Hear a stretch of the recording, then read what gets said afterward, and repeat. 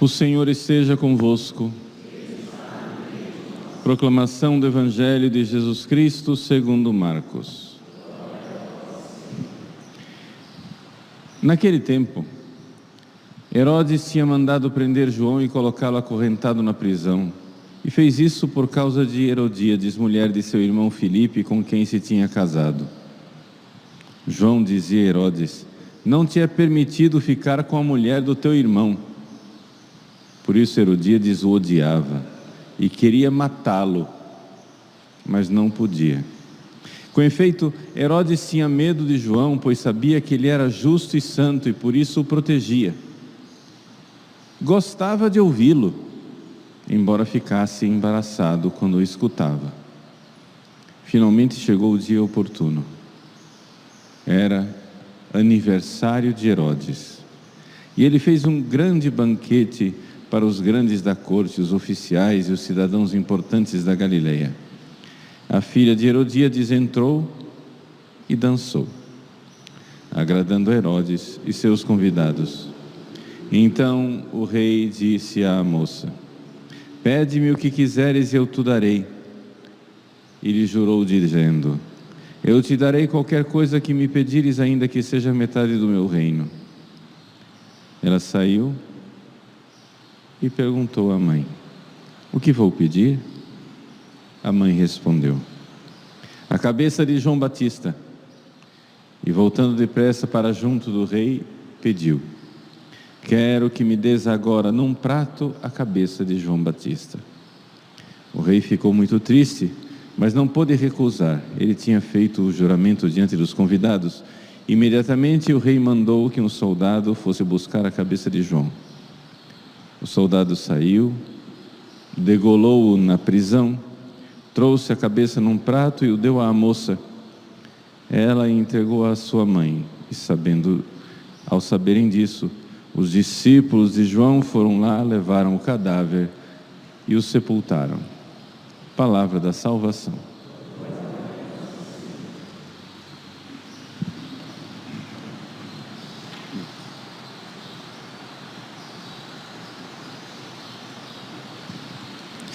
Meus queridos irmãos e irmãs, ao celebrar o martírio de São João Batista, esse drama que é a morte do precursor de Cristo, nós poderíamos analisar vários personagens desse drama.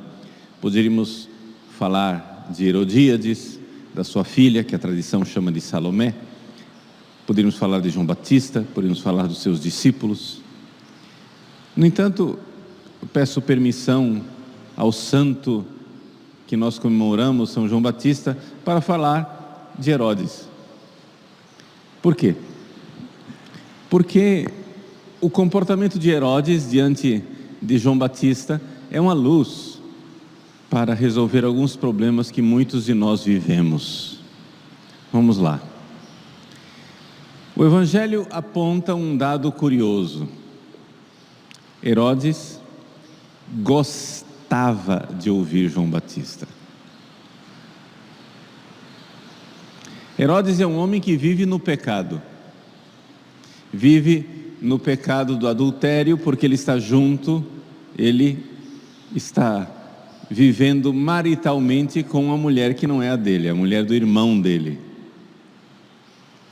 Ele sabe que ele está no pecado. Ele sabe que o que ele está fazendo é errado. E João Batista diz e joga na cara dele que ele está errado. E estranhamente, embora se sinta embaraçado, ou seja, desconcertado, desmascarado, Herodes não se decide. Até aí, o fenômeno psicológico parece tranquilo, né? Ou seja, é aquela pessoa que ouve a pregação,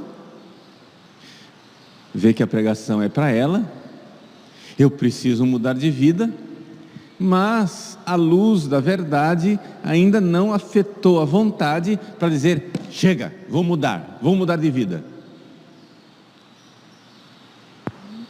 Ali, tranquilo. Mas o que nos deixa intrigado é o fato de que Herodes, nesta posição a mais incômoda possível, gostava de ouvir João.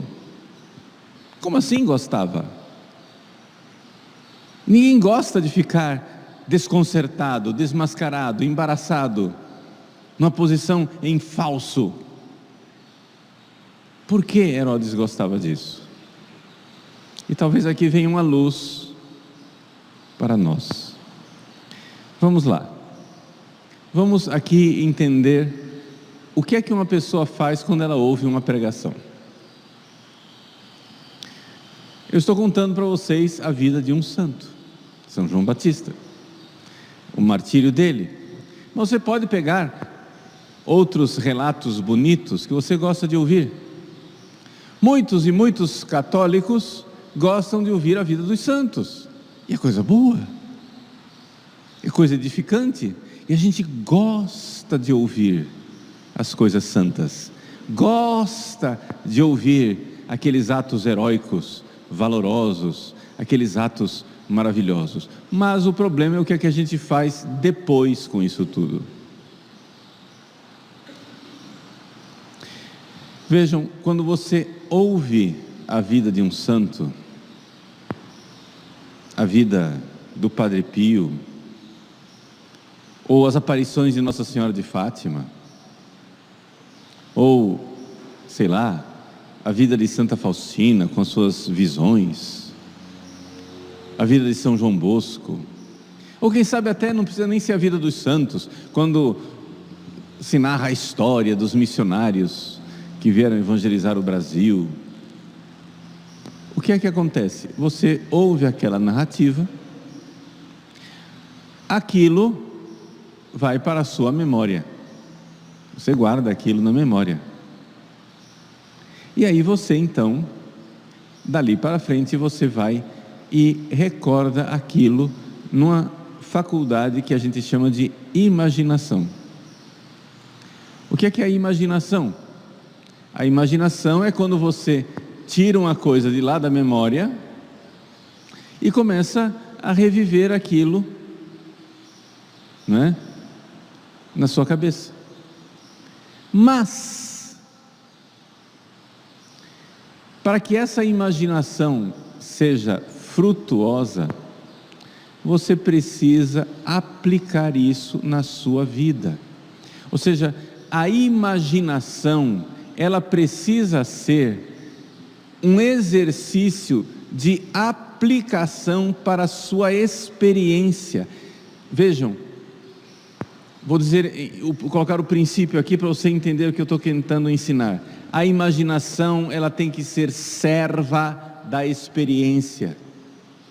Ela tem que ser um instrumento que serve para a experiência, para o mundo real. A imaginação, eu tiro a coisa, a experiência dos outros, a experiência dos santos, as aparições de Nossa Senhora de Fátima, a vida do Padre Pio, a vida de São João Bosco, a vida de São Filipe Neri, a vida de Nossa Senhora, a vida de Santa Teresinha, a vida de São José. Eu pego aquelas experiências, recordo na memória, e até aí é um ato bastante prazeroso e também bastante inútil.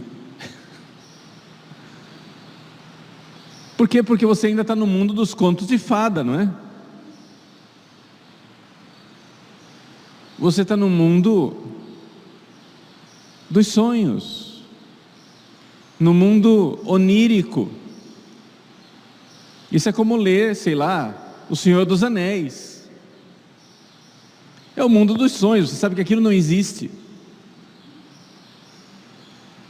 Então você pode contar os contos da carochinha ou a vida dos santos. E como aquilo tem beleza, aquilo dá prazer. O belo dá prazer. As coisas que São João Batista falava para Herodes eram coisas belas. E é gostoso de ouvir o belo, porque nós somos feitos para o belo, para o bom e para o verdadeiro. A nossa inteligência foi feita para isso. E então é evidente que a nossa inteligência, ela sente prazer ao ouvir aquelas coisas belas. Mas você, ao evocar essas coisas, você precisa agora pegar isso e imaginar. Imaginação na sua vida. Você precisa aterrissar, você precisa usar a imaginação como serva da experiência. Você diz: e se eu fizesse isto? E se eu fizesse aquilo? Você tem que fazer aquilo que Santo Inácio de Loyola fez no leito da sua doença. Santo Inácio foi baleado, teve a perna destroçada, ele estava entediado no, aspas, hospital. E aí ele pediu para a enfermeira: me traz uns romances aí de cavalaria. Ou seja, ele pediu para a enfermeira: me traz alguma coisa para que a minha imaginação se exercite prazerosamente num mundo que não existe. Foi isso que Santo Inácio fez. Me traga romances de cavalaria, porque eu, que sou soldado e estou aqui com a perna estraçalhada, gostaria de exercitar a minha imaginação e fugir para o mundo irreal, para o mundo de Lancelote e dos cavaleiros da Távola Redonda, para um mundo que não existe. Mas a enfermeira, a freira, trouxe para ele a vida dos santos. E ao trazer a vida dos santos para ele, aconteceu um milagre.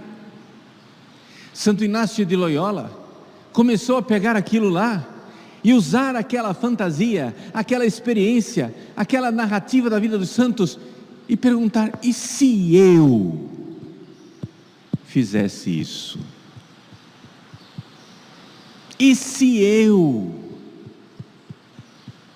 Ele usou a fantasia, a imaginação como serva da experiência. Ele começou a fazer hipóteses de ação. Ele começou a fazer uma aplicação na vida dele.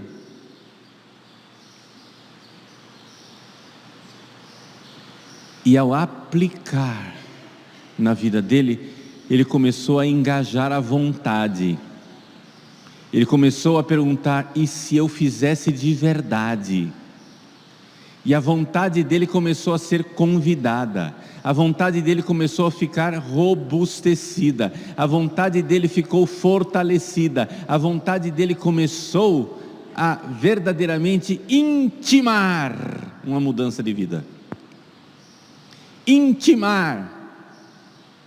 Vejam, é sempre a mesma fantasia, é sempre a mesma imaginação, mas usada de duas formas diferentes. A imaginação usada como um mecanismo de fuga prazerosa para o mundo irreal, que tira os meus pés do chão, e a imaginação utilizada como serva da verdade, que me faz imaginar hipóteses de vida e então engaja a minha vida e provoca uma mudança.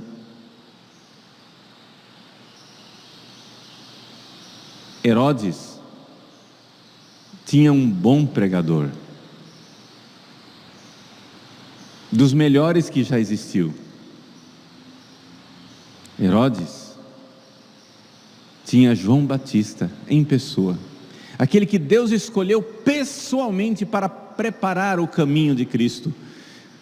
É evidente que Deus dotou João Batista com a graça do bom pregador, da voz que clama no deserto: preparai o caminho do Senhor. Então é evidente que Deus, ao dar a missão a João Batista, deu também a graça a João Batista.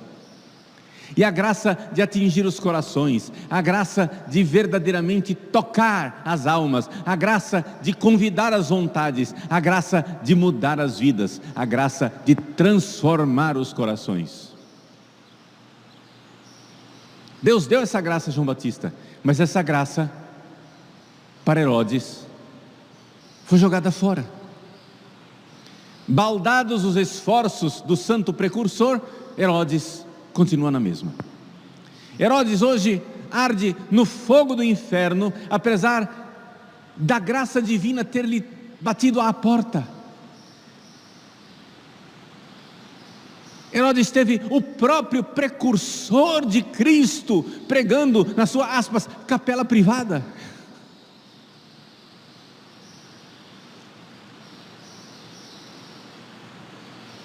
Herodes teve graça sobre graça, oportunidade em cima de oportunidade. Quem dera tivéssemos nós tão santo pregador, com tão altíssimas verdades, com tão luminosas pregações. Quem dera tivéssemos nós. E no entanto, isso de nada serviu a Herodes, porque Herodes, embora por um certo momento se desconcertasse com a pregação, quando aquilo ia na direção da realidade, Herodes voltava para o mundo da fantasia, do gosto, da fantasia gostosa, e aquilo nada mais era para ele do que contos de cavalaria de um mundo irreal. Ah, que belo esses ideais pregados por João Batista, mas não são verdades, porque Herodes era um homem, aspas, prático. Herodes era um homem, sem, digamos assim, bobagens no dia a dia. Ele, claro, tinha aquele prazer onírico, aquele prazer de sonhador, mas depois quando ele descia chão, chão, terra, terra, ele era muito prático. Não, isso não existe, nada disso existe. Esse ideal de João Batista é muito bom, muito bonito, mas acontece que eu tenho que, resolver aqui os problemas do meu reino. Então Herodes não tinha problema nenhum de trapacear, não tinha problema nenhum de mentir, não tinha problema nenhum de trair, não tinha problema nenhum de escamotear. Tanto é verdade que mais tarde, quando Jesus se encontrar com Herodes, ele irá ficar calado. Jesus não dirigiu palavra a Herodes. Por quê? Porque Herodes já tinha tido João Batista. Tenho medo do Deus que passa e não volta. Herodes já tinha tido a oportunidade dele e Jesus sabia que Herodes não ia voltar atrás. Veja, Jesus conversou com Pilatos. Jesus respondeu aos sumos sacerdotes, Anás e Caifás, num último esforço, na última tentativa de converter os corações empedernidos, mas a Herodes, Jesus não dirigiu uma palavra sequer.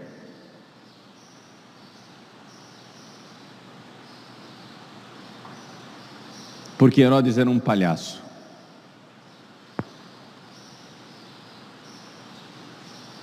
Herodes iria pegar as palavras de Jesus e transformá-las num espetáculo da sua fantasia, num espetáculo dos seus gostos. No mundo virtual, desencarnado e real. Como Herodes gostava de ouvir João. Então, quando ele se encontra com Jesus, finalmente, ele trata Jesus do mesmo jeito. Herodes queria ver Jesus, dizem os evangelhos. Herodes queria ver Jesus, mas não queria ver Jesus porque queria ver a verdade. Herodes queria ver Jesus porque queria o espetáculo, porque queria ver o leão do circo,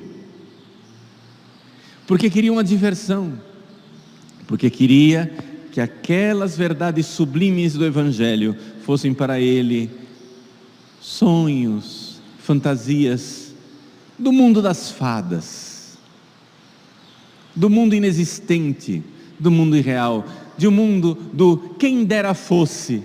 Ah, tão bonito, pena que não é verdade. Então, quando nós tratamos o Evangelho como algo bonito, mas pena que não é verdade, nós estamos sendo Herodes. Cuidado, você está no caminho do inferno. Herodes hoje arde no fogo eterno, na condenação perpétua, porque ouvido o Evangelho, não aplicou a sua vida e descartou o Evangelho imediatamente como um sonho, bonito e agradável, mas inaplicável na vida. Você ouve a vida das virgens mártires e da pureza de uma Santa Inês, de uma Santa Ágada, uma Santa Luzia. Você diz, mas no mundo real, o que vale é o que Freud ensinou. Quem que vive sem sexualidade? É impossível. Você fica enternecido de ver o heroísmo dos missionários que atravessam os mares, de um Anchieta que sobe montanhas, enfrenta onças, converte índios, com seus suores e trabalhos evangeliza. Mas você diz, mas isso daí certamente é narrativa, né? Épica. O pessoal, né, cria esses sonhos desses heróis, porque nós precisamos de heróis, né?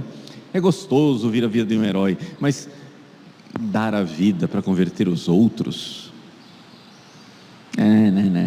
Anchieta certamente tinha algum interesse, ali não está contado, mas tinha algum interesse, tinha.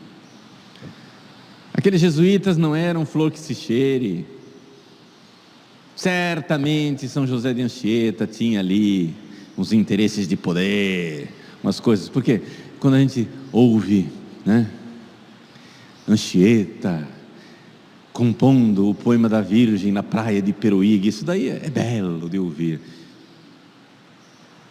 mas viver a castidade de Anchieta, viver o heroísmo de Anchieta, viver a fortaleza de Anchieta. Vejam como nós descartamos os mais sublimes e belos exemplos, as verdades mais luminosas, para dizer, é bonito, mas não é verdade, a vida real. E nós nos achamos muito críticos, isso é interessante. Você se acha muito inteligente, você pega a vida dos santos, joga na lata do lixo e ainda sai com ar de crítico. Não, porque nós precisamos fazer uma crítica histórica, nós precisamos criticar as fontes históricas, essa historiografia está viciada, porque são pessoas que contavam um ideal, mas a verdade verdadeira são os interesses econômicos, os interesses sexuais, os interesses de poder, a fama, etc e tal. Tudo isso é que é o mundo real, o mundo de verdade. Mas a verdade é que o populacho, o povinho precisa de contos de fada para serem engambelados e se comportarem enquanto os poderosos mandam, não é verdade? Olha como eu sou crítico.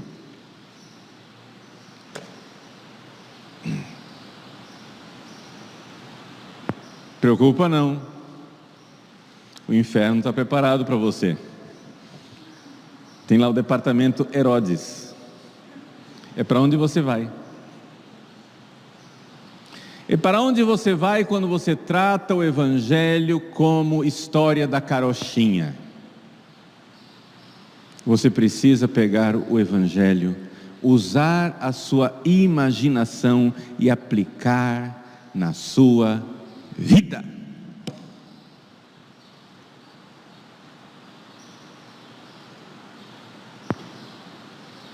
E se o Evangelho estiver pedindo uma verdadeira mudança de mim? Se coloque no lugar de Herodes. Herodes teria que desconstruir tudo. Se coloque no lugar de Herodes e dizer: fiz um juramento, eu te darei nem que seja metade do meu reino, Salomé. E Salomé, dançando, chega lá: eu quero a cabeça de João Batista num prato. Se coloque no lugar de Herodes, e qual teria sido a sua atitude? A sua única atitude respeitável seria dizer o seguinte: Salomé, minha filha, me desculpe, eu fiz um juramento. Pessoal, desculpa aí, eu jurei, mas eu coloquei coisas sérias na mão de uma menina sem escrúpulos. Então eu volto atrás no meu juramento, eu errei, fiz mal de fazer esse juramento, essa promessa, porque eu prometi a uma pessoa sem virtudes decisões sérias, e eu não posso matar um inocente para contentar os caprichos de uma menina inescrupulosa. E então passar a vergonha diante dos convidados. E não somente isso, tem razão João Batista, eu estou vivendo em adultério. Herodíades, minha filha, some daqui, vá para o seu marido, que é meu irmão. Eu não posso fazer esse tipo de traição para o meu irmão. Eu estou traindo meu irmão e me deitando com a mulher dele. Eu tenho que mudar de vida. João Batista tem razão. E se cobrir com os sacos de penitência e mudar de vida. E hoje nós estaríamos venerando Santo Herodes.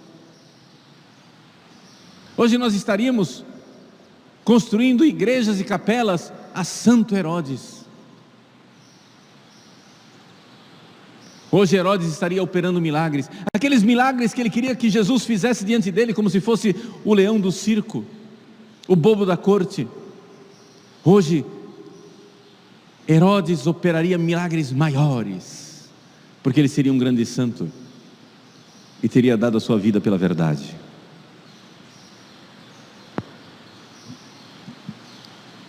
A história e a narrativa de João Batista imaginada. Veja o que é que eu estou fazendo. Eu estou usando a imaginação. Eu estou dando exemplo para você de como é que faz. Estou sendo prático. Eu estou imaginando um outro desfecho. Eu estou me colocando no lugar de Herodes.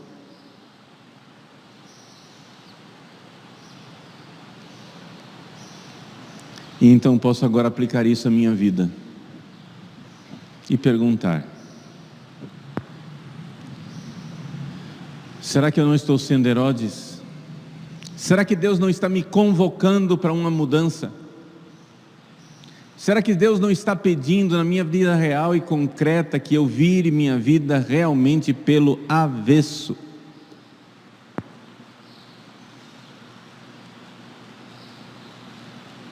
Será que eu não estou abraçado com o pecado e tratando o Evangelho como uma fantasia irreal? Os que fazem assim terminarão com Herodes no inferno. Mas os que fazem como Inácio de Loyola e aplicam o Evangelho, dizendo: se eles fizeram isso, por que não eu? Então eu uso a fantasia. Com toda a experiência que eu tenho da vida dos santos, eu recordo essas vidas e com a minha fantasia eu aplico na minha vida. É a fantasia como serva da realidade, da conversão, da mudança de vida, da reformulação dos meus ideais, das minhas prioridades, como reforma dos meus costumes. Eis aí a lição que nos dá Herodes nesse dia bendito de São João Batista.